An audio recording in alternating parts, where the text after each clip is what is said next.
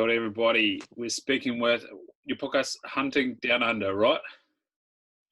Hunting Camp Down Under. Hunting Camp Down Under. So that's Toby Hines. He's now one of your co-hosts. Is that right? Yeah, that's right. Yeah, and so there's myself, Toby. You've had Toby on, haven't you? Yeah.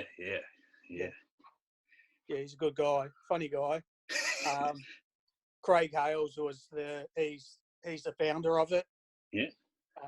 And then there's Alan Kidner and Robert Herbert. So there's a few of us, a little bit of expansion, and I think it brings a bit more different content. So yeah, and a lot of talent going on there in different elements, eh?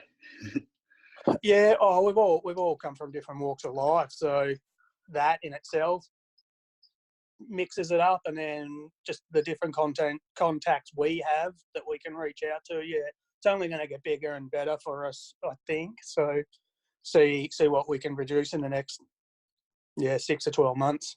Absolutely. And so as Aussies, as a hunting community, are you feeling threatened like we are over here, like gun laws, and most of you guys sling a bow, but So sorry, I cut you off. Are we recording? Yeah. All right, sweet. We're constantly under threat in Australia, so our governments don't take game management seriously enough. So because of that, it's a constant uphill battle for us. So you guys had that mass shooting, which was terrible, and then you had obviously all the political stuff with the tar and the coals and things like that, which it all hurts. But I think as a whole, you guys do hunting a lot better, management wise, and even how it's embraced by the general public. I think we are sort of a smaller minority over here, and education's probably paramount there, where it's not the antis that are the problem. It's probably the non-hunters that just don't understand. So they've got an impression in their mind as to what they think a hunter is. A lot of the time it's Elmer Fudd, because that's a part of everyone's childhood, like coming up through the Warner Brothers stuff there. So we're all just gun-toting cowboys, really, which it couldn't be further from the truth. So we need to get better at it. Social media can be a massive asset, but it can also be the opposite too. So people feeling the need to have to post stuff or put up some pretty obnoxious content just because it's their way of trying to thumb their nose at antis, when in actual fact it's not going to have the impact on them, and it's probably more damaging to us. So I'm in Victoria.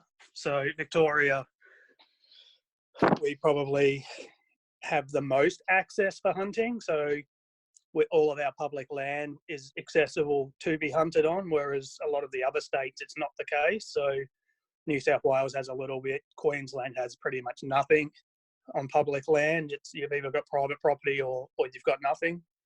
But in my state, we've got over 1 million hectares of land that's accessible for hunting. Most of it has some form of game species in it. So sambar deer is probably the most prevalent, which is that's my target species. I've got them 500 metres from my house, there's deer. So, and then I find myself travelling all over the state to hunt them, primarily on public land too. So I've never really pursued private property access, and because of that, I'm pretty much just a public land hunter. I was talking with a bloke. He's from Hunter Valley, but he spent a lot of time down in Victoria.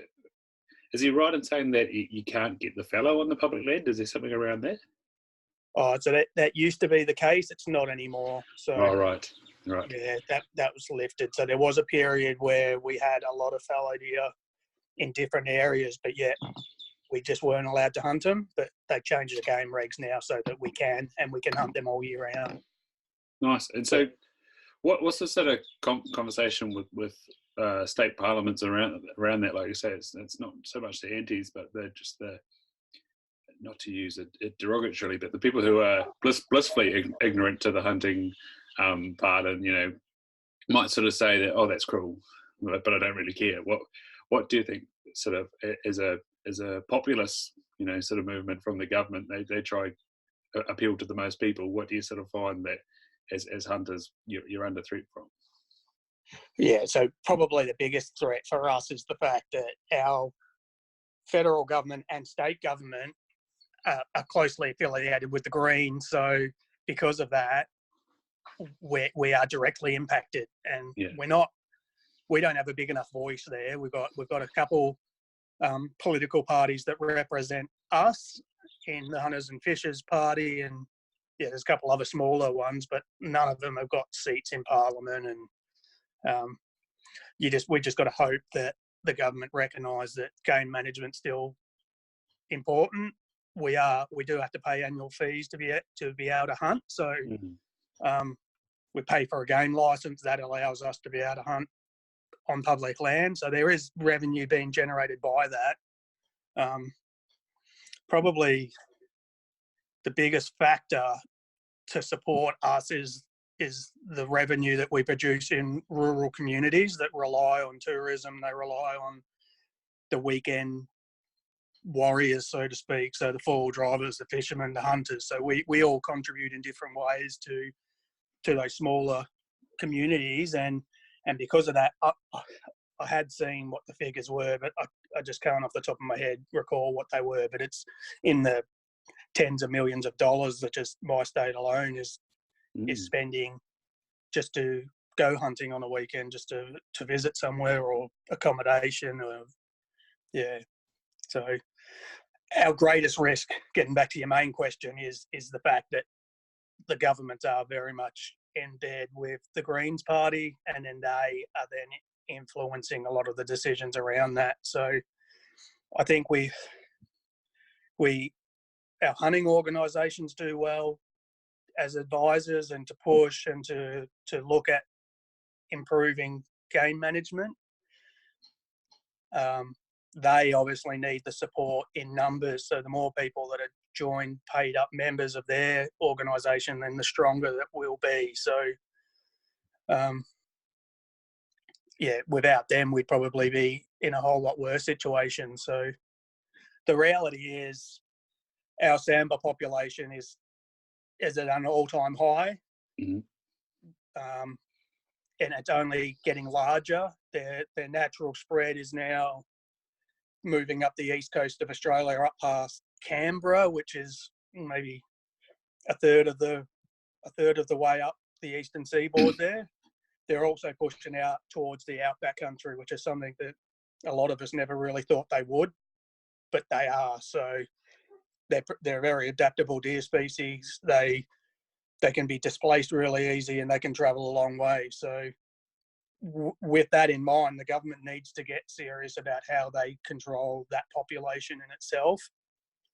While they're protected under the Game Act, they can't go down the path of poisons and things like that, which is great at the moment. But if we don't start looking at it realistically, then that's probably options that they will try to pursue at different times. And like you guys in New Zealand know better than anyone the impacts of 1080 poison on different areas. So I know when I was over there, I went through some regions where there wasn't any sign of life, birds and everything. It was horrible, really. So and another podcast from you guys over there, Hunting or Eats, just had Josh James on there, and he's knows more than most, being on the west coast, that some areas it works well and you get a quick recovery of birds, and it's great. And then other areas, like you say, it's just death. And something he was saying on something I listened to the other day, that he'd love to know.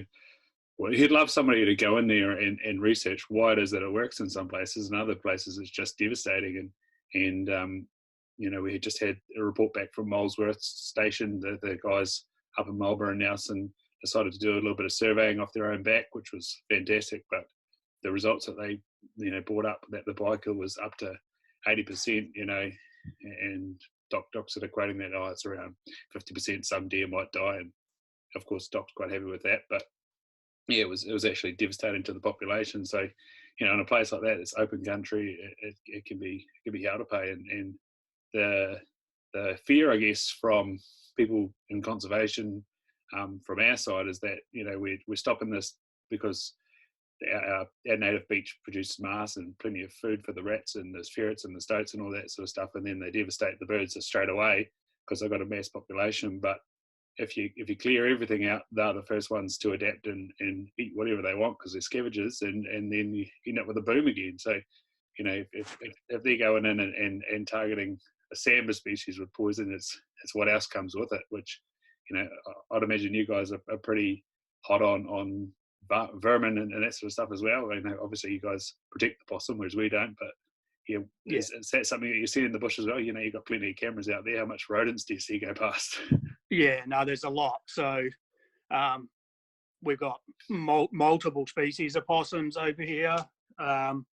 Probably, if like getting back to the point about targeting the samba, we've got a lot of ground-dwelling mammals here that they're more likely to be impacted before the deer. So if they were to lace oats or something like that, yeah, they'll get some deer, but they're more likely to get a larger percentage of kangaroos and wallabies and wombats and then the rodent type animals across the ground, because deer species would prefer to have a varied diet. So they're going to go through, they'll have some of it, yeah, absolutely, but they're just as quick just to be browsing other shrubs and grasses and whatnot, whereas those native mammals, they're more likely to go straight into it and consume large amounts of it. So there's been a couple, it's sort of rumour and innuendo at the moment about some trial poisoning that was done, and I tend to believe it did happen, but it got swept under the carpet because of exactly what we just mentioned then, around the fact that kangaroos and wallabies, more of them died than what the target deer species did. So last thing the government needed to do was to release that as fact. So now it still just, it does the rounds. It gets brought up every now and then. People talk about it. We all are pretty confident it did happen, but nobody can prove it. So, yeah, the cameras in the bush, I do get lots of different furry critters coming past. We don't have the stoats and ferrets and things like that, but we do have a lot of, in my local region, we've got a big problem with wild dogs. So there's a lot of them. I just refer to them as wild dogs. Some of them will be genetically still alpine dingoes. It's a bit hard to find unless you did full genetic testing of every dead dog that was ever taken in. Then you're never really going to know if they are true dingoes or just these hybrid things. So either way, they're pretty brutal on the native animals, and the fact that they can work as a group and bring down mature samba says that they're a pretty efficient killing team when they get going. So yeah, which I happened to capture on trail camera, them pulling down a couple different deer actually, but one in particular, yeah, a pack of 5 dogs working pretty effectively to just bring 200 kilo sand behind down in the water too. So yeah, kind of lost my train of thought there a bit about where we were heading, but yeah, no, that as you said, it's a poison for what's native to Australia is, going to infect the natives more than anything else. On those wild dogs, again, Darcy was sort of saying that there's a sort of idea that maybe the purebred dingo as a group is not so interested in sheep and cattle and stuff like that, and also drive out the wild dogs. Is there anything for your knowledge to that as a dingo species they sort of mess up the wild dog population? Yeah, look, I couldn't say, to be honest. We do still see a lot of dogs that would be potentially genuine dingoes, but there hasn't been a whole lot of study into it that I'm aware of to suggest that is the case. If I see an orange dog that you would think, hey, that looks like a dingo, like that, there are colour phases where they'll be black and tans and stuff like that too. So you look at them, and the dogs I see, quite often they are a mix of ginger dogs and of these colour phase dogs. So if it's one or the other, I'm not sure, but they seem to be more likely than not these hybrids, in my opinion. It's not. Don't take it as fact. I haven't studied in it. It's only my observations of being in the bush and being around them, and obviously the trail camera footage I see, and yeah. So I guess the dingoes in northern Queensland, you could probably look at them and say that probably is the case, that they are less likely to target domestic stock, and there's probably less of an influence of the wild dogs in there, whereas Victoria, it's a little bit different I think, like, as far as I knew, I thought the only genuine dingoes we had left was there's an island up off the east coast, Fraser Island, that's got a pretty high population that has never been impacted by dogs, so that's still a pure line, and then some of the northern ones. So it'd be interesting to see if someone wanted to reach out that has done some form of study on it. That'd be great. But yeah, and nice to know a bit more.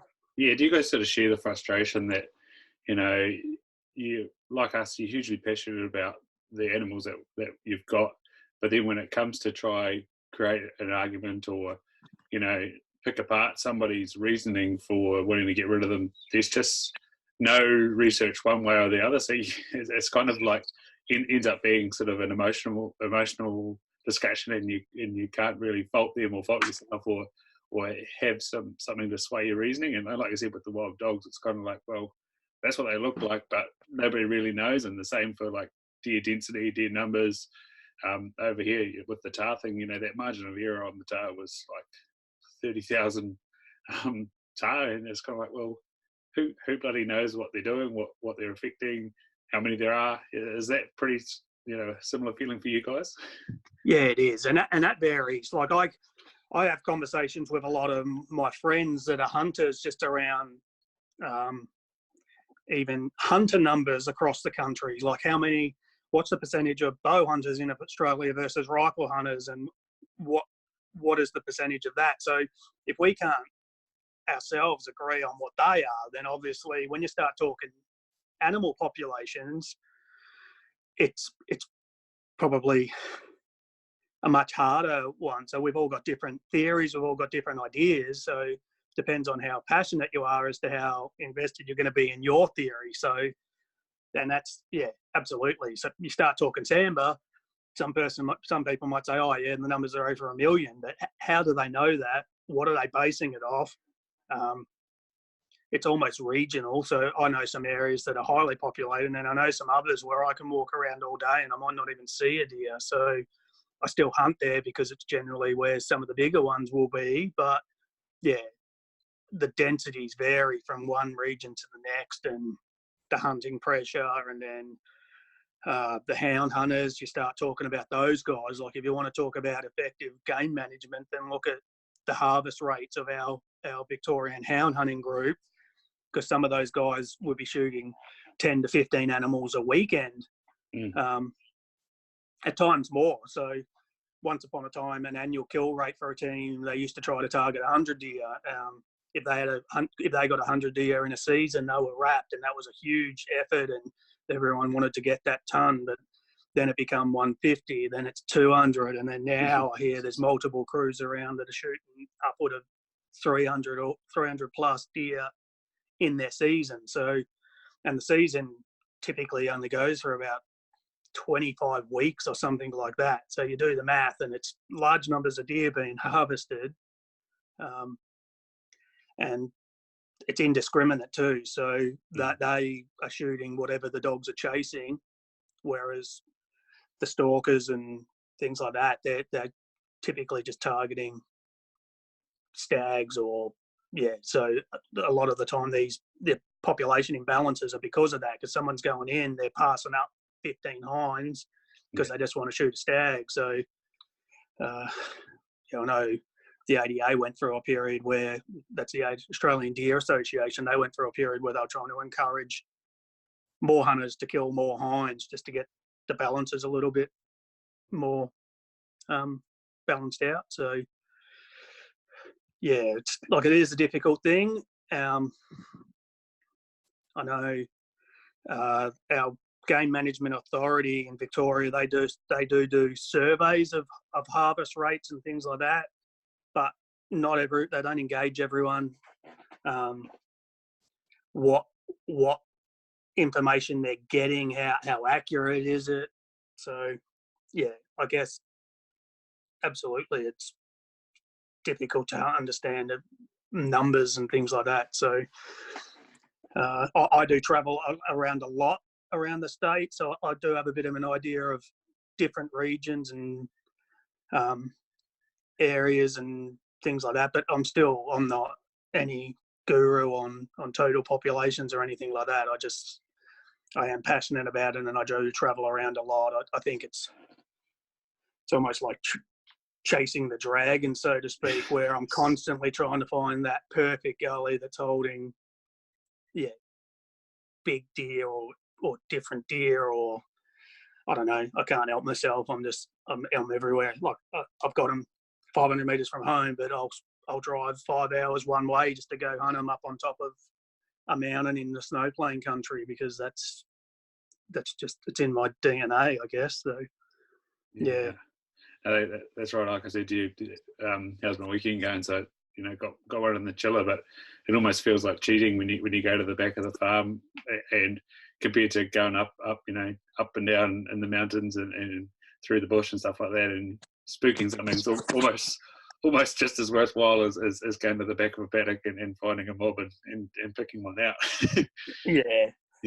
Like, you take the easy ones where you can, because there's plenty of others that or plenty of unsuccessful hunts where you haven't had it. So probably no better example of that than the trip I've just come back with a mate in Nevada. So we hunted hard for 18 days and he didn't notch his tag. So that's bow hunting, that's international hunting, but 18 days of solid hunting to not harvest anything. It was pretty tough on him, but yeah, you take that. That's why, like you say, those ones out in the back of the paddock, you take those ones when they're there, because they offset these other trips. So and so with you took him out Craig, aren't you? Yeah. So with him, is it just because, like, I watched that bow hunting down under video the other day, and is it just because his standard now is that high? Like, what a trip. Yeah. No. So you mean why he didn't shoot one? Or yeah. So it was a challenging hunt. So they do say that high country mule deer is one of the most difficult hunts in the western part of the US. So the environment's difficult. The elevation's high. You're doing big miles. Number densities were quite low in the area that we were in. I think the first few days we got misled a little bit in some of the information that we tried to gather before we got there, where it was all about elevation. Mm-hmm. So we picked out pretty much the highest mountain that we actually walked up the third highest mountain in Nevada. So first day we just hiked straight up on top, huge amount of elevation gain, and then we've got up there and we're looking around and we're thinking, geez, where are all these deer that are supposed to be at the highest points? And we sort of lost a couple of days because of that. We found a whole heap of bighorn sheep, and then the couple of deer we did spot, we spotted off the top, but they were back down the bottom where we'd come from. So in the end, we sort of broke it back down into, let's not worry about the species itself and just treat deer just deer. So let's treat them like the deer we've got at home and hunt them the same way we would do that. And with that in mind, we started thinking, feed, water, and a bit of cover is all they're going to need. And they are velvet at that time because it's early season archery. So thinking that, I know my experience with Samba, that they're going to be looking at the best bang for their buck with feed. They don't want to be moving too much because there's a lot of energy going into antler growth. And it was extremely hot too, so they were going to have to be watering semi-regular. So there was no water on top. The only access to water we had was the snow up there, so we were melting snow on top, and we're thinking, well, that's a bit of a problem. Like, we're in the Nevada desert, there's not much water around, so why are the deer going to be right up there? And yeah, we made the decision to drop back off, and sure enough, we found, given the numbers that were supposed to be in the area, we found a quite high population of animals living in these couple basins with some fresh water, which was, a lot of it was the snow melt. And then the hunt really began. So a few days of that was lost. Then there was probably a few days of trying to find a big one or a good one because we had so much time up our sleeve. And then as the trip progressed, the standard certainly got lowered as it got closer towards the end, to the point where, yeah, if he could get onto a representative one, then he was going to be more than happy with that. But the conditions were really tough because it was so dry. It was really noisy underfoot. So getting into bow range was challenging in itself. Then the few real chances he had on some pretty good bucks, the wind killed us. So we had a couple hunts where, like, I'd glassed up some animals and I was sitting off them so that I could guide him in off a different base so he could see me and I could point him in the direction that they were at. And one of them was set up perfectly where he had time. So it was early afternoon. He had several hours to get in. The wind at that time was favourable. We had pretty strong thermals just rising up. So he was going to be coming in from above. So everything was, all the stars were finally aligning. The better buck was bedded down where I could keep a pretty close eye on him from a couple hundred yards. And then just as he's starting to drop down, he's maybe 100 yards off him, just out of the blue, the wind just decided it was going to swirl around, and it dropped straight down the gully, and almost immediately the deer responded and took off and were out of there.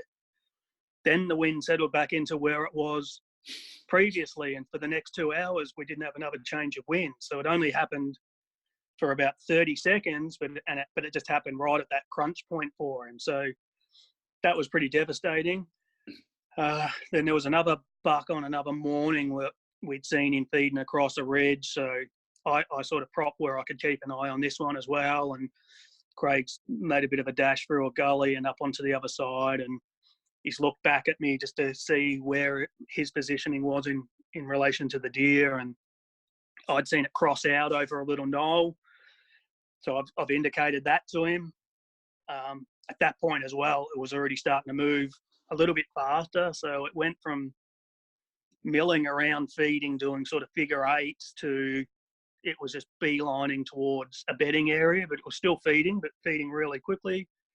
So by the time Craig's got up there, told him it's gone over, and he sort of poked his head up and over, and the deer was already maybe 80 odd yards further down the ridge on the opposite side. And then he sort of rushed a little bit to get in because of the pace the deer had. He had to sort of rush in behind it. And he's knocked his arrow. He's got to within 60 yards. And then right at that moment, he's just felt that wind come across the back of his neck again, and almost straight away the deer's responded and it's taken off. So he did have those couple opportunities where he was almost there, but yeah, each time the wind got him. If we were rifle hunting, gee whiz, like, there was no amount of these bigger bucks that we've seen that you wouldn't have not shot. So that's the challenge of bow hunting. He's solely a bow hunter. He doesn't take rifles anywhere, whereas I'll hunt with whatever I can or want. So I bow hunt, I rifle hunt, I'd hunt off dogs with knives and that, the big dog guys. So I'm happy to do a bit of everything, whereas Craig's not. And because of that, he accepts that his success rate's going to be lower anyway. And there's no guarantees in any form of hunting, but the guarantees are even less when you're talking bow hunting and archery gear. So, yeah, but I just went on that trip just to tag along with him. He drew this tag. He knew it was a reasonable tag to have drawn, and I just said, hey, I might tag along with you just with the camera and be there to give you a hand if you do tag out, hiking all the meat out because of obviously hunting America. There's the conditions around removal of all the edible meat prior to any of the trophies. So, I just sort of thought, you know what, I'll go and just tag along, and I'm glad I did because it was great. I think he was appreciative of having the extra person there because there was a lot of downtime in between. We basically hunted an hour in the morning and an hour in the afternoon, and it's daylight savings times over there. So then we had about 10 or 11 hours of just sitting in camp, in the mountains, in the sun. So if you followed any of my stuff on Instagram, you would have seen that there was a fair bit of time just entertaining ourselves with some pretty comical skits and things like that. But yeah, it was good fun. I'm not sure how else we would have passed the time. So I took a couple of books in, but I read them on the first day. So yeah, we were done. Yeah. But, yeah, we had at one stage we had a mountain lion sort of moving around the camp. We never got eyes on it, but we had the sign of it every day. So at night it was moving around and coming in pretty close to camp, and it unsettled the deer a fair bit too. So we ended up moving locations for a few days, just not because of the cat, but just because of what it was doing to the deer. So we went from seeing maybe 20 or 30 deer in a day to 3 or 4, and they were coming out later and later. So it was really impacting on our ability to hunt properly. But it was cool, and I was pretty keen to try get eyes on it or get photos of it, which it just didn't eventuate, which is a pity. Coyotes were everywhere. They were carrying on every night. You could hear them howling and squeaking and doing all the things they do. So seen some big elk too, which was cool. So that was a sort of a bucket list item for me because I haven't hunted North America where there's elk or anything like that. I hunted whitetail over there last year in Wisconsin, but I was really keen to see an elk. Ended up seeing some really nice ones, which was cool. Seen some good bucks and did a lot of miles too. And the other thing that I was desperate to see was rattlesnakes. So I'm pretty keen on the snakes over here. I did get bit by a tiger snake, which last year, which probably lucky to, or this year it was actually, this summer just gone. So I was probably lucky to have survived that, but it only just hit me and give me what the doctors were saying was a micro dose.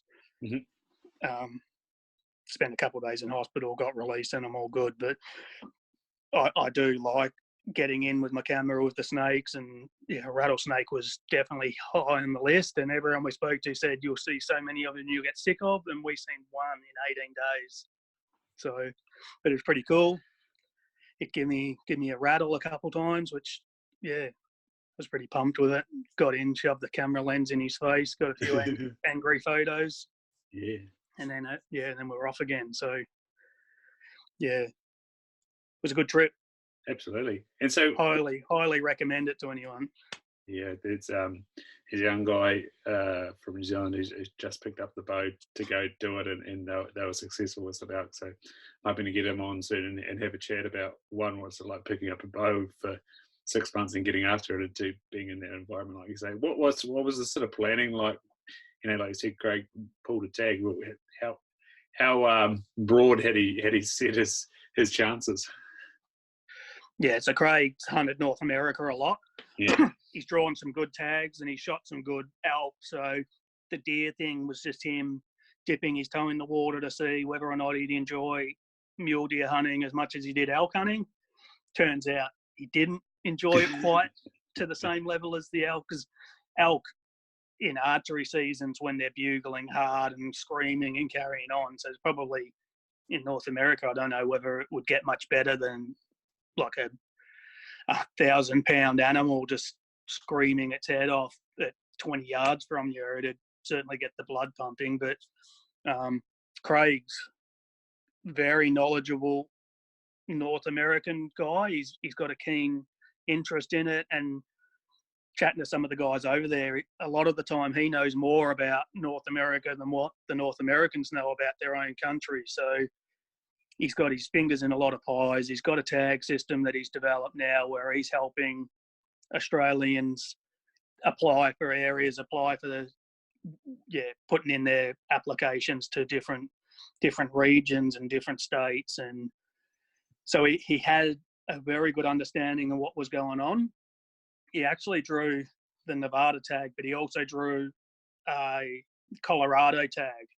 So the initial plans were, I took my bow, so my bow come with me. I couldn't hunt in Nevada because I didn't have a tag, but if we got to Colorado, there was going to be a chance that I could just buy an over-the-counter elk tag, and then I could have hunted an elk while he was on his Colorado mule deer hunt. So once again, I couldn't have hunted the mule deer because that was a draw tag.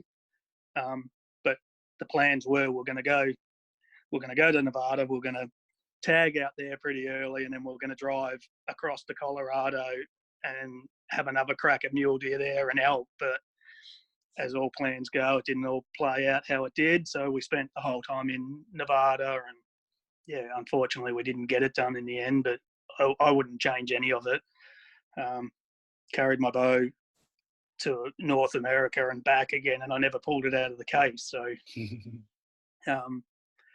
yeah, he'd certainly done his research, and he knew rough locations of where to start and things like that. So we done hours and hours of just scrolling through Google Earth, just trying to find basins and water sources and things like that. So I'd marked up a whole heap of printed out screenshots of Google Earth that we'd done. Some of them didn't quite play out. Like we had what looked great on Google Earth to when we got there were just two different things. That the country was pretty brutal in just the aspects, so the steepness and the distance. It's a bit like New Zealand too. Like I struggle with the depth perception up there. You'd look at it and you think, geez, it's only just over there. And you start walking, it's like, holy crap, like this is much, much bigger than, until you can put something in your mind to be able to gauge the distance or size. It wasn't until I'd walk across one face and I'd look back and I'd see Craig and he's just a little speck there. And I know that when I hunted New Zealand, it was exactly the same thing. So we were hunting tahr and we were down on the riverbed, and I'm looking up and I'm sort of looking, thinking one of these tahr is going to take up a fair amount of space in my binos. And then one of the guys was like, oh, I've seen one. I'm like, where is it? I can't see it. And then sure enough, there it is. But it was just like a grain of dust through your binos because it was so far up to where they were. It's quite incredible, really. And it probably sounds funny when I'm trying to explain it like that, but unless you've experienced it, you're probably not going to understand it. But it just, everywhere we went, we just thought, that's only a little walk. And then, yeah, it's not. It's just, and it's the same with the steepness, like you say. You sort of look at it on the topo and you think, oh yeah, there's some gaps between those lines, and then you get to them and you go, oh yeah, those lines are 20 meters and that's like 5 meters across. Yeah, do I really want to scale that? I came down to Spur the other week and, kept checking the GPS, going, am I doing the right thing here? Am I going to get up in trouble? But no, it was sketchy, but it was fine. But it was definitely like that over there. So yeah, we've already got plans in motion now for an elk hunt together next year over there. So we'll be looking at trying to draw a party tag or something like that so that we can be in the same unit, which will be cool. So that'll be the next year's rut. So I'm pretty pumped for that already. So yeah. And so with Yeah. the why was Nevada the priority? Like, you guys spend all your time there. How come that ended up? Why you put in for Nevada, you mean? Or No. So you guys had the Colorado tag as well, and you sort of yeah, were doing all right in Nevada. Why did you prioritize just to get out in Nevada? Was it yeah, just good question. So time? nah. So what it was the fact that we'd put in so much groundwork already. We thought we were starting to pattern the deer a little bit, Nice. and we knew that if we went to Colorado, we were going to be back at square one. So we're going to have to start covering as much ground as we can, trying to find just locate deer again. So we figured, why leave Nevada when we're on deer? Go into a state that we don't know. We're going to lose time traveling because it was going to be at least a day. We had to drive through to Nevada, then I think you had Utah, then it's Colorado. So we had a fair distance to get from one side to the other. And yeah, we just thought our best odds were to stay where we were, where we'd seen pretty good animals. We'd spoken to Nevada Taxidermy too, so they were ready that if Craig did shoot one, they were going to be able to take care of the head and cape and things like that for him pretty early. They were prepared for us to turn up at any time, which was good of them. But in that condition, so we're talking Nevada desert, it was sort of 40 plus degrees Celsius every day. So by the time we were going to have harvested one, hiked the meat out, then got the head and cape, like you're racing against the elements really to protect what is a velvet stag as well. So we're not talking hard antlet animals. They are velvet, so you need the velvet treated and then even his cape too. So we've done a fair bit of planning in the background to make sure that we had that part of it covered. But obviously the hunt just didn't play out in the end. So yeah, but Nevada Taxidermy, we spent a bit of time there on our way through and on the way in, and then on the way back we called back again and sat down and chatted to them, and they do some incredible work there. I was just awestruck by some of the elk and the bears and lions and all sorts of things in there. But yeah, they were brilliant and they were more than welcoming too. So hopefully we'll catch up with them again if we're ever stateside again. So that was good. Yeah, and basically that's why we prioritised Nevada. It was just trying to get it done. Nice. So when you say next year you're hoping for the same unit with those tags in Nevada, was it just the whole state's parks, or you sort of got narrowed down to an area and that's where you start looking at? Yeah. So Craig, each state manages their tag system differently, but when Craig put in for Nevada, there's multiple units across the state. So it's a bit like Fiordland for you guys, where you've got different areas or different units broken up in there, and you can apply your first, second, and third preferences. So Craig had done the same thing here, where he had 5 preferences, and I think the unit he drew, which was 161, 162, 163, so they were just 3 different ranges running east to west. He had that as his third preference, I think. So for us next year, we're probably going to be targeting Wyoming or Montana, and putting into one of those states, or even New Mexico. We're talking New Mexico. He's hunted New Mexico a couple of times, so we'll likely put in for that too. So we'll probably have applications in for a few different states, and we'll just see what our draw rates are like. So you might get in, you might not, and we'll just have to play it by ear.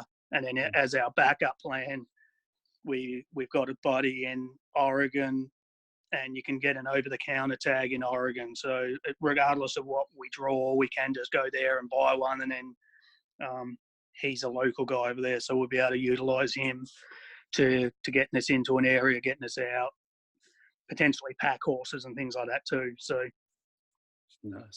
that's the contingency plan. But obviously we're going to try prioritise some different units in different states and just see where we get, see how it all plays out.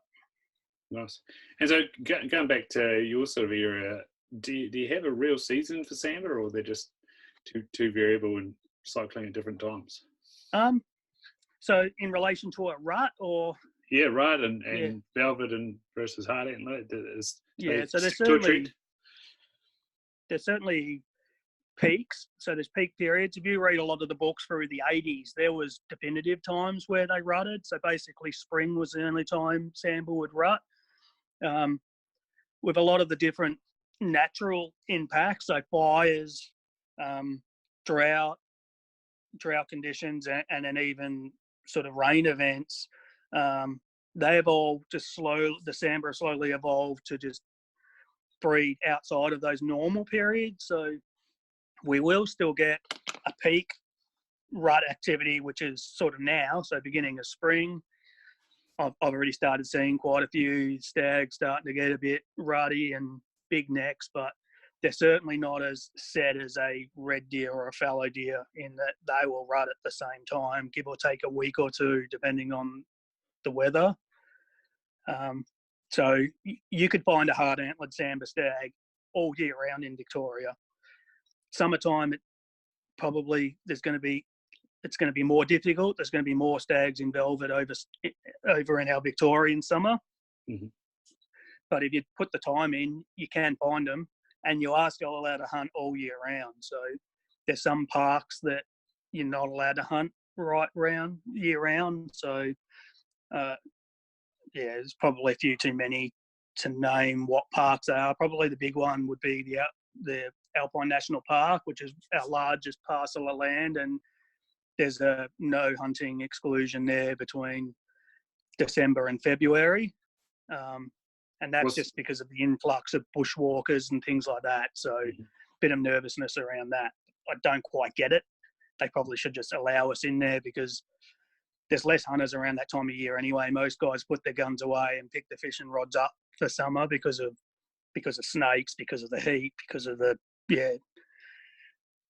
the increased bush users too. So that's probably one of the main hindrances on you, but there's still plenty of other state forests that you can get into year round and hunt as much as you want, really. So the only season we do have on sambar is the hound season. So they restrict those guys from April to end of November annually.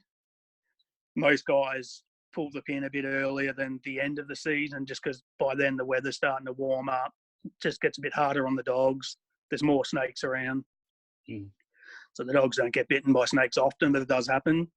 It's more likely you'll have heat exhaustion or something like that on the dogs as it starts heating up because they don't want to stop hunting. They'll just keep chasing until the deer bail up. And we've had a lot of dogs in the past where they get knocked around a little bit with the heat. So generally guys will start winding up end of September, early October, depending on weather.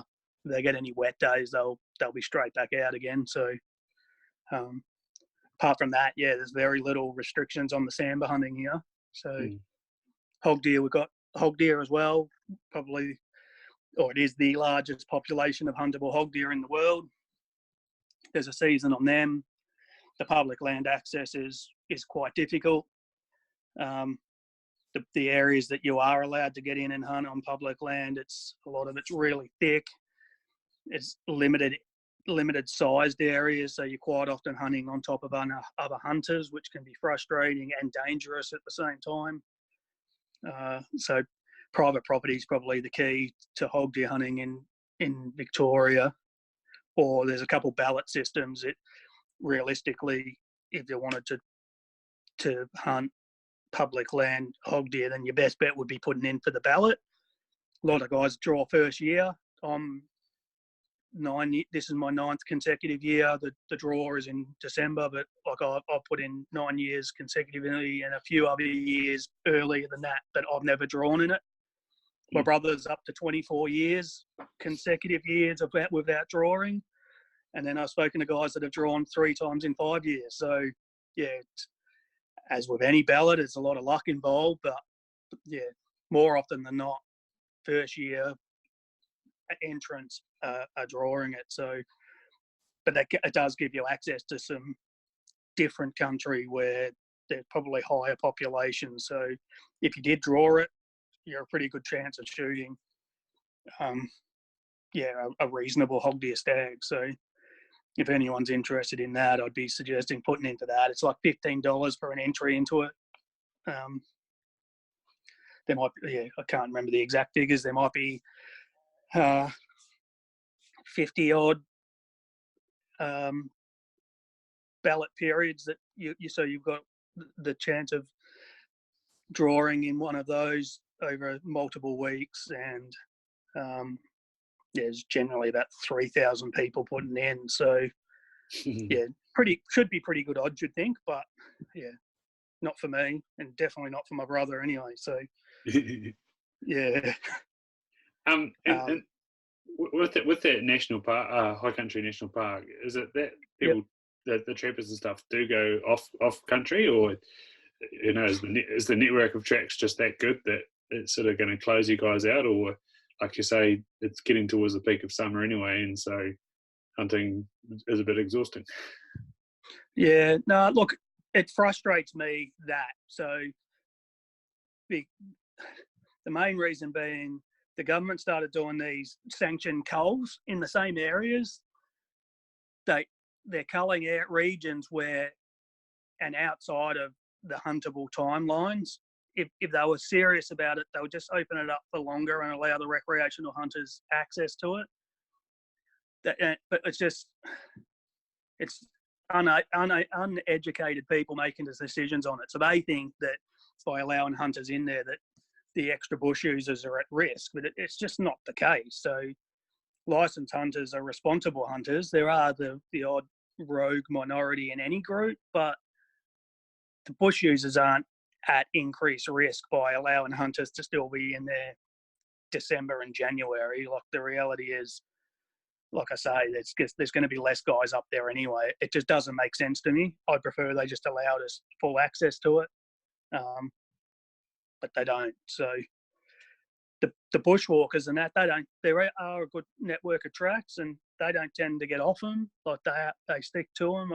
Like I say, it makes no sense to me why we're not allowed to up there, but we're not. So the government on one hand says we've got a deer problem, how are we going to manage it? And then on the other, they're saying, but we don't trust you guys to be in the bush at this time of year, so we'll deal with that our own way by sending our paid shooters in to do it, or aerial culls to do it. So yes, but I suppose that's typical, I guess, of government. They appeal to the lowest common denominator, and when it comes to human safety, they factor in that lowest common denominator. And unfortunately for the rest of us, we're finding that right now with firearms laws, that it's the ones that are us that are law abiding and have signed up and try our utmost to stick within the rules, are all of a sudden having new rules placed on us, which you guys can sympathise with, especially if you're around when those rules took effect in Australia. Yeah, absolutely. So I was still pretty young then, so it didn't impact me because I wasn't a full license holder at the time. But I certainly seen my old man and some of the old school hunters, particularly the hound guys that were used to using semi-autos and things like that. But yeah, we just evolved now. It hurt at the time, and it hasn't changed anything. So the driver behind all of that, recreational hunters copped it in the net, but the reality was it was as a consequence to someone using military grade weapons, which the general public couldn't get anyway. So they're saying that all guns are bad, or all people bad, I don't know. But yeah, while it's fresh, I guess we'll see where it all plays out. But I do sympathise with you guys a bit. So yeah. And on the flip side of that, you guys have that Game Animals Act, and we just have pests. From our perspective, we're trying to figure out what to do, and it's the same with sort of international hunters. It's like, well, who are we to say that everybody should come get a guide if they're coming to New Zealand, when pretty much most of us as hunters in New Zealand wouldn't dream of going with a guide, even though it's going to add to your success. But what do you sort of think of having in place some value, or, as you say, they still get culled and stuff like that in Australia, but some value on the animals that are introduced? Yeah, so I I think the North American model is the best model. Obviously, theirs aren't introduced animals, so they understand the value in them a lot more than what potentially, or definitely more than Australians. But I thought New Zealand had it pretty well in place and understood the value of their game animals. So certainly the game status for the deer here helps. And Australia's got a history of seeing pest animals and then almost completely wiping them out, which you could see that with the water buffalo up north through the 80s. They culled them to down to the final sort of thousands of head, which was crazy given that they were already there. So I think if we do go to that space of changing the status to pest, then yeah, I'm not sure what the end result's going to be for recreational hunting and the likes in Australia. So as for New Zealand, I don't quite understand what the game management processes are there, or what Doc's influences are, or zero. Yeah, there you go. Yeah, and that's our problem really. Is it's zero management, and the goal is, especially if you listen to our current Ministry of Environment and Conservation and where she comes from in the forest and bird, that is the goal, is to have a reasonably large islands of birds and trees, which would be great. And we've got a couple of offshore islands that have been able to introduce that management strategy, and no rats, no pheasants, not pheasants, forgive me, weasels and stoats and all that sort of stuff. It works quite well, and they continually trap to stop infestations coming in. Rats and stuff can swim, but then they've got things like the kakapo and even kias to some extent, and kiwis and stuff on these islands, and it's fantastic. But when they then think, right, let's up the scale to New Zealand, to the high country of the South Island, to even the bush that I look out over, and the rimatakas and the ruahinis and the kawakas, the scale of it just doesn't quite happen, because you need to blanket it and get rid of everything, or you need to be intensive so that nothing can get in. And it's just that creep, and it's sort of wherever the money's at, that's where the killing goes, and then the money needs to go to somewhere else, and then so that period gets a little bit of time off and re-establish with what it's got, and different things migrate in, and it appears, and this is just my short lifetime, it appears that it's a never-ending cycle of management. And so I'm not sure where we're at with managing things as a resource, when all it seems is eradication is the only option. Yeah, well, certainly that's a tactic that is applied over here more often than not. So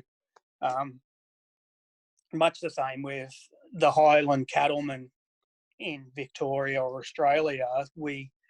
They've been there, been droving cattle through our high country almost since the first settlers. So then now we've got these Greens leaning governments that say, hold on, we don't want the cattle up in the high country anymore because it's a great risk to this plant that's there. But you think, well, the cattle have been there for 200 years, and you can still see this plant there. How is it the long-term risk of that plant? Surely if it was going to be gone, it would have already been gone by now. But so we go down a path where we kick all of the Highland cattlemen out, that like it's generations and generations of families that have done this. Now they're no longer allowed to up there because some orchid that someone found that they think the cattle will completely wipe out. But it didn't make sense then, it doesn't make sense now. But it's almost like that extreme management practice is what has to be done, but it doesn't have to be done. So I don't know. It's all about who advises these people, and then who's making the decisions. So Yeah. I do worry, based on Australia's history of how they manage things, that if our game status changes on our deer, then we're in big trouble. So they talk like sterilisation or chemical castration and things like that of animals, which I don't know, doesn't seem ethical, a lot of the decisions that they make. So like even the dogs, as bad as our wild dog problems are, I just don't like the 1080 style management practices, and pretty horrible way for an animal to die, regardless of where you sit on it, I guess. But having said that, it's probably unfair for the cattle and the sheep that are frigging getting torn apart alive by these dogs. So two sides of the argument, but poison's probably not the right option.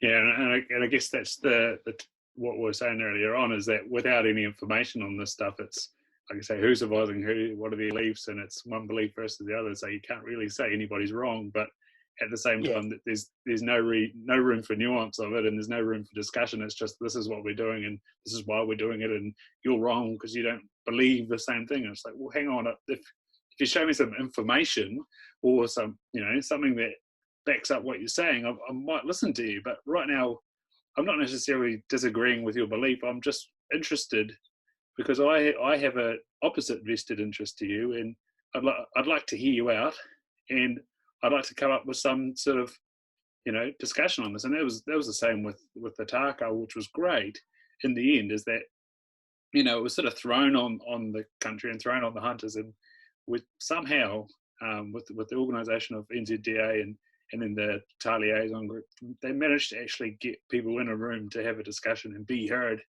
And that's what we're sort of worried about with our Game Animal Council, is are they being heard, or is it, they're supposed to liaise with the Ministry of Conservation, but are they actually being heard? And do we have enough funding for them to be realistic and have sort of precedents and case studies and information to sort of go back and have an argument?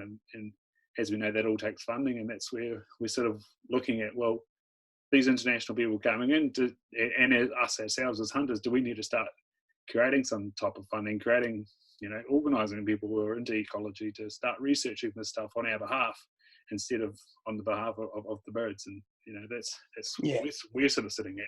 Is there much of that going on in rural places? There's lots of rural universities. Any guys with that sort of interest, or it's just all on farmland? No, not really. So we've done. I work for one of the water authorities in Victoria. So, we are the largest of the water authorities, but we do a lot of our own research internally, looking at impacts of deer on. It's from a water quality perspective, mind you. So it's probably not going to have the same findings as what it would if hunters or game management authorities put on full-time biologists to study numbers in regions and things like that. So, but we did look at deer densities and deer numbers and pathogens that they potentially carried that could be transferred to humans, and then look at the risk profile to our water treatment assets, and are they capable of dealing with a lot of that. So we do little bits and pieces, but not enough. So once again, the American model, they've got biologists assigned to different areas, different regions, and it's up to them to look at summer, winter ranges and deer numbers. And I believe there's areas where they actually determine how many tags are released in different areas too. So if the numbers are high in one area but low in the other, then manage the population by restricting the amount of hunters in one spot but increasing them in another. So I tend to agree, though. I think from an Australian perspective, I think that our hunting organisations probably need to get more proactive. So they do generate a lot of revenue and I do understand that they do a lot of public educational type work, but maybe we need to be looking at having biologists dedicated to different areas and getting some fact rather than emotional opinions to deal with some of these problems. And so what's the sort of narrative from the ADA? Is it, get involved, or is it, looking at that sort of stuff, or is that just not, it's not something that's entering the zeitgeist yet? Up to you guys on podcasts. Yeah, well, that's it, really. So I think, to be fair to them, that they're just constantly dealing with little spot fires here and there across every state in, I guess, every state election, something else pops up. So they're trying to get on the front foot with dealing with those. But holistically, it should be dealt with as a national organisation. And I couldn't really explain exactly what their priorities are. I do know that each of the hunting authorities all have a tendency just to push their own agendas, so they don't work united together. The hound organisations are just looking at the dogs that they're allowed to hunt, and the stalking organisations are only looking at the stalkers' rights, and you probably need to look at being more united. So, yeah.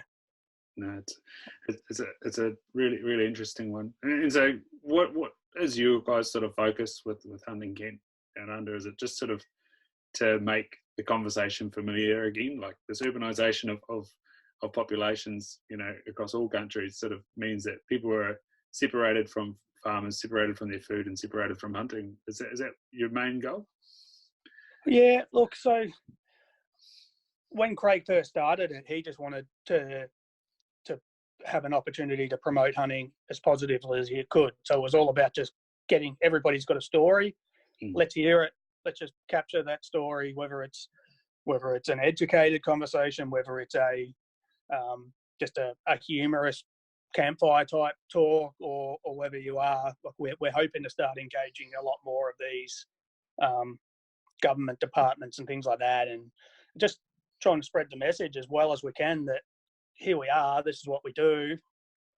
And it's just another opportunity to try influence some of that non-hunting community that I was talking about earlier. They're the ones that are going to decide in the end whether or not hunting is still in existence in 10, 20, 50 years. That whether or not we know it now or not, that they will be the ones that will be casting the final votes on it. And the more of them that we can influence it by just explaining what we do, how we do it, that field to plate type setup, like clean eating.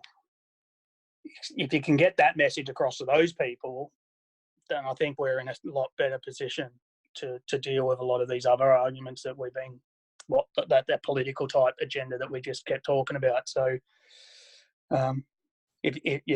that is what my goal is through social media. Is I'm certainly like to have a joke and play around, but then on the flip side, I can have a serious conversation, and I can debate as positively as I can. But all I want to do is try to promote hunting as positively as I can, and if I have a small part in that, great. And if not, yeah. So I guess that's where we're at with the podcast. There's nothing else. We don't want to be a Joe Rogan juggernaut where it's just pumping out podcasts for the hell of podcasts. It's just about keeping it interesting, keeping people interested. It's the new, like, I don't listen to music as much anymore. I just, pretty much anywhere I go, I put on a podcast and drive around killing time listening to podcasts. So, yeah. And I think, you touched on, field to plate is fantastic. But then, you and Craig went halfway around the world as mates, and as you said, you had 11 hours to kill and connect and yarn, and something that needs more and more of it as blokes talking. When you've got 11 hours to kill, you start having conversations. So, and then, like I say, there's community with that. There's following a passion. There's so much more to hunting than just feeding a family and feeding a community. Yeah, that's right. So, and I guess that's you're spot on. There's another point there in that we've had a couple of podcasts just recently just talking about mental health, men's mental health in particular. So, Rob Herbert, he he has suffered PTSD for a long time. So him being open about it, talking about it, it's really helpful to people around him and to different hunters. And the more of that we've done, the more we've had people reaching out saying, geez, look, appreciate you having that conversation, and this is my feelings, or this is where I'm at. And going down that path as well, it's quite empowering. So yeah. And of course you had Kent Mulligan on, talking about, the thing that knocks a lot of guys off, and that's heart concerns. Another epic conversation, and you had some health scares as well. Was that right? Yeah. So I actually was diagnosed with 2 brain aneurysms last year. So picked them up before they burst, because obviously the survival rate after a burst aneurysm is not real great. So we found them before they got to that point. So I went in and had brain surgery last year. Jesus, yeah. They just put in, basically, it's a flow diverting stent where they're trying to restrict the blood through the aneurysm itself and allow the body to start healing back over it. So I actually go in this week for an angiogram, for an internal look at it, to see how it is 12 months on, and with a bit of luck I can get off some of the meds I've been on for it. So yeah, that was a challenging period, but I'm still here. So still annoying people. And and so with the surgery, was there any sort of injury to the brain, or it was all sort of internally done with catheters and stuff? Yeah, so they basically went in through my groin, up my femoral artery, and they just did it all internally. So there was no invasive surgery, which initially there was going to be. They were going to do the full surgery where they were going to have to open up my head, take a piece of skull out. Jeez. Then they were going to, where it was, the location of where it was, there was a bit of bone there that they were going to have to drill the bone out, but there was a high risk of, on one side of the bone was my optic nerve to my right eye, and then on the other was the main artery to the eye. So there was a risk that while they were removing some of the bone, that they were going to hit either of those with a high chance of blindness because as a consequence, and then they were going to have to clip it. But they decided against that method of surgery because I'm still a high risk of more. Yeah. And if they need to be able to do that surgery, once they've done it once, it's difficult to go back and do the same surgery on the same side again. Yeah. So then the decision was made to do the intravenous surgery.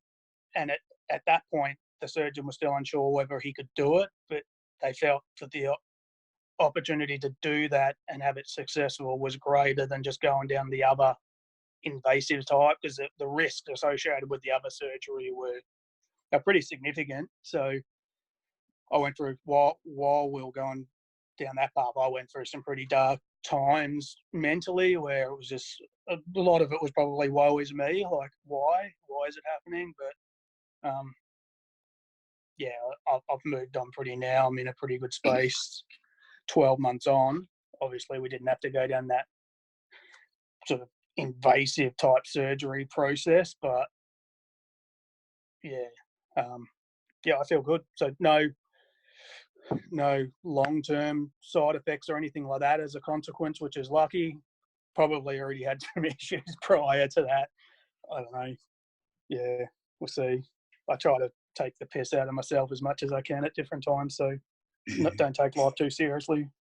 Something Kent said, obviously his was emergency, and he sort of felt that he didn't have time to consider what was the sort of, I guess it is grief, but what was the shock process like for you? Did you have time to sort of do a bit of research, collect your thoughts, and have some good discussions, or again it was, a surgeon telling you it's either this or this, or nothing else? Yeah, not really. So I had two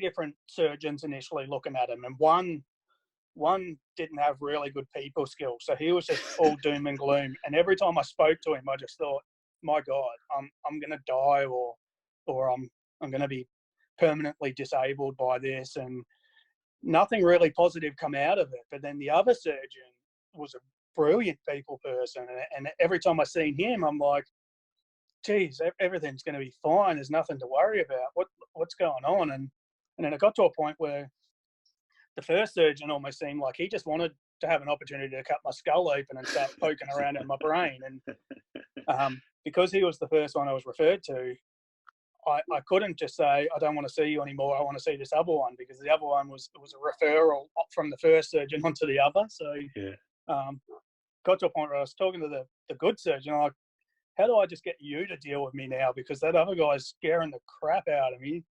And as it turned out, we ended up going down that path anyway. But yeah, I didn't have much time to plan for it or think about it or research it. It was just, here it is. We need to deal with this ASAP, because there's no timeline on how long it would have been safe for. So as soon as they found it, they really wanted to act almost straight away. But yeah, it's pretty crazy statistics about survival rates if they do burst. So only half of those that actually make it to hospital survive. Of the ones that make it to hospital, another half of them will be permanently brain damaged. And then of those, it's only a very small percentage of people that actually come through it and live healthy, normal lives again. So it's certainly not something that you want to know about, and then allow, I guess, smokers are high risks of them, or high blood pressure, things like that. If you were to live a lifestyle that increased any of that sort of influence, then there's a real chance that you have them and they burst. So I'm not in that boat. I did smoke when I was younger. I smoked. I don't smoke anymore, and I'm sort of as healthy as I'm going to be. But yeah,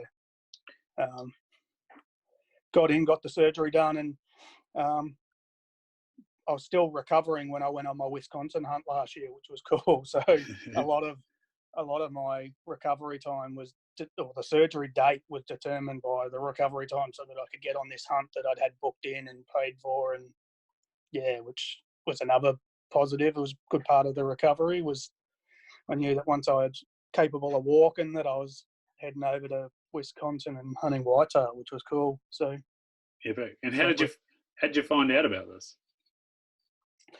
So just out of the blue, started getting some headaches. Like I don't excuse me, I don't typically get headaches. So then when I got these headaches that were sort of prolonged, it never really went away. It just went from like you're talking out of a scale of 0 to 10 pain. It was always there at like a 3 or 4, but then it would spike up to a 10, where I'd just be like a migraine, where you're just putting pressure on your temples trying to alleviate some of the pain, or it'd do that, and it'd last for a few minutes, and then it'd drop back down to just a mild pain again, but it just never went away. So after a week or so of it, I'm like, I better go to the hospital and get it checked out. So I went down to the hospital, and they started looking at it, and then they've done some scans just to check, and they ended up identifying the aneurysms, but the aneurysms were completely unrelated to the headache. So the headaches, they diagnosed that as what they call a thunderclap headache. Mm-hmm. It's just a sudden onset headache that just comes out of nowhere, and then it just goes away just as quick, and they don't know why it happens, but it just happened. But fortunately, it picked up these other things that, yeah, you could get proactive and deal with. So the headaches ended up lasting a couple of weeks, and yeah, just got on some pretty serious painkillers, and it went away. And then I had to deal with all this other drama. So all the heavy stuff, yeah, mate. No, and like I say, there's the sort of not taking things for granted is something that us as blokes need to think about more often, and not just sort of ignore it, and because there could be something more, eh? Yeah, absolutely, definitely. So, I've got 3 boys, so they're all sort of teenage to adult age now. So they're all at significant risk of these same things. So they're hereditary. So once they reach 25, the surgeons encourage them to go in and get scans and get checked out, and that's pretty hard in itself, knowing that you pass something on genetically to your kids, so that they're at potential risk of it. But once again, knowing that there is a risk, then at least they can be proactive and, identify it early is the key. So, Yeah, and there's definitely something to knowing your family history. Like the amount of people that I see at work that have no idea about what's gone on before them. You know, I'm always conscious of what my grandparents go through and think about, you know, how that might influence decisions. And like you say, as a young lad being bulletproof, you're a smoker, and now you're not. And you know, for your boys, it might mean that path never crosses them as well because of that knowledge, hopefully. Yeah. Yeah, mate. Where do people track you down? I love your Instagram, especially when you've got the game footage out, or like you say, taking the mickey out of yourself or the other guys. Where do people find you and find the podcast? Yeah, so there's I'm on Instagram. I don't do Facebook. I was on Facebook years ago, and then I just got sick to death of it. It's just you can't control the content that you see on Facebook, but you can on Instagram. That's the best thing about it. So I'm on Instagram. My private account is rogers.josh. Yeah. Couldn't get my name the right way around. Someone else already had it. So bastard. Yeah. So on that, there's some of the more serious info, like a lot of deer footage, photos. I try to share as much of that as I can. We also have the podcast. So there's a podcast Instagram account as well, and it's on Facebook, but I don't manage any of the Facebook side of it. Same reason, just don't need to deal with other people's drama on that. So, but the podcast handle is Hunting Camp Downunder. So there you'll see any of the new podcasts will be getting released on that. The podcast can be found on any of the podcast platforms, so Podbean, iTunes, or Stitcher. And we've just set up a YouTube channel for that as well, so they'll start sharing a little bit of the content around on that. There's also a web page for the podcast, so yeah, same handle, so www.huntingcampdownunder. It's a little bit of info on there. So we're sharing the host commitments get shared around a little bit. It's all good. So if you check out my Instagram account, you'll see some of the funny stuff. You'll see some of the serious stuff. If you like it, you like it. If you don't, it's fine. Yeah. If you want any queries or questions anyone's got, I'm more than happy to. I don't not respond to any messages. Any messages come through, I'm always onto it and try to be as helpful as I can. So plenty of hunting opportunities in Victoria as well for anybody that wants to come over, do it yourself hunting. It's pretty easy. So fly into an airport, hire a car, hit the hills basically. So yeah. But so what would you leave people with, and something to consider, or even something that hasn't done you wrong, a thought that you live your life by, or something like that? So I guess I sort of live by the fact that I just don't take myself too seriously. So have a laugh. Laughing, the great cure of just about everything. So I've got a pretty high pressure job, so that my serious part of me is taken up in that. So the rest of it's just me trying to entertain myself, entertain other people. So have a laugh. Legend, mate. I'm going to hit stop there. Thank you so much for coming on board, and yeah, it's great to connect. And like I've said to a number of people, I need to get over to Victoria very soon. I've made plenty of awesome connections with you guys over there. You're a great lot of people. Yeah, well, thanks for having me on. Yeah, anytime you want, stay in touch. And if you happen to be coming over, I'll get you out for a hunt for sure. So plenty of opportunity over here. Legend. Cheers, mate.